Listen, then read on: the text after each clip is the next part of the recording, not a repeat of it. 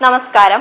2047 വികസിത ഭാരതമെന്ന സ്വപ്നം യാഥാർത്ഥ്യമാക്കാനാണ് ഞങ്ങൾ കഠിനമായി അധ്വാനിക്കുന്നതെന്ന് തുറന്നു പറഞ്ഞ പ്രധാനമന്ത്രി. ഇന്ത്യയിൽ നിന്നും കൊളോണിയൽ ഭരണം പിഴുതെറിഞ്ഞ 40 കോടി ജനങ്ങളുടെ രക്തം വഹിക്കുന്നതിൽ ഞങ്ങൾ അഭിമാനിക്കുന്നു. 40 കോടി ആളുകൾക്ക് അടിമത്വത്തിന്റെ ചങ്ങലകൾ തകർക്കാൻ കഴിയുമെങ്കിൽ 140 കോടിയുടെ ദൃഢനിശ്ചയം കൊണ്ട് എന്ത് നേടാനാകുമെന്ന് സങ്കല്പിക്കുകയെന്നും പ്രധാനമന്ത്രി പറഞ്ഞു. ജീവിതത്തെ പരിവർത്തനം ചെയ്യുന്നതിനും രാജ്യത്തെ ശക്തിപ്പെടുത്തുന്നതിനുമുള്ള വലിയ പരിഷ്കാരങ്ങൾക്ക് തന്റെ സർക്കാർ പ്രതിജ്ഞാബദ്ധമാണെന്നും പ്രധാനമന്ത്രി കൂട്ടിച്ചേർത്തു.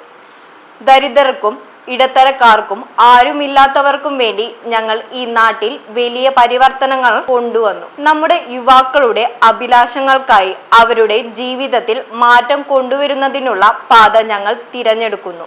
എന്നാൽ ഞങ്ങൾ ഇത് ചെയ്യുന്നത് മാധ്യമ ശ്രദ്ധയോ പ്രശംസയോ ആഗ്രഹിച്ചല്ല, ആരുടെയോ നിർബന്ധം കൊണ്ടുമല്ല, മറിച്ച് ഈ രാജ്യത്തെ ശക്തിപ്പെടുത്താനാണ്.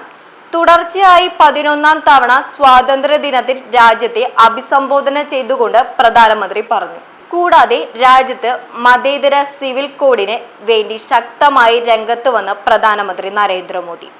സ്വാതന്ത്ര്യ ദിനാഘോഷവുമായി ബന്ധപ്പെട്ട് നടത്തിയ പ്രസംഗത്തിലാണ് BJPയുടെ മുൻ നിലപാടിൽ മാറ്റമില്ലെന്ന് പ്രധാനമന്ത്രി വ്യക്തമാക്കിയത്. ഇതിപ്പോൾ രാജ്യത്തിന്റെ ആവശ്യമാണെന്ന് പറഞ്ഞ പ്രധാനമന്ത്രി മതേതര സിവിൽ കോഡ് മതപരമായ വിവേചനം അവസാനിപ്പിക്കാനുള്ള മാർഗമാണെന്നും വ്യക്തമാക്കി. ഏകീകൃത സിവിൽ കോഡുമായി ബന്ധപ്പെട്ട് സുപ്രീം കോടതി വീണ്ടും ചർച്ചകൾ നടത്തുകയും നിരവധി തവണ ഉത്തരവുകൾ നൽകുകയും ചെയ്തിട്ടുണ്ട്. ഏകീകൃത സിവിൽ കോഡിനെ കുറിച്ച് ചർച്ചകൾ നടക്കണം. നിലവിലുള്ള സിവിൽ കോഡ് വർഗീയമാണ്. ഇന്ത്യക്ക് ഒരു മതേതര സിവിൽ കോഡ് ആവശ്യമാണ്.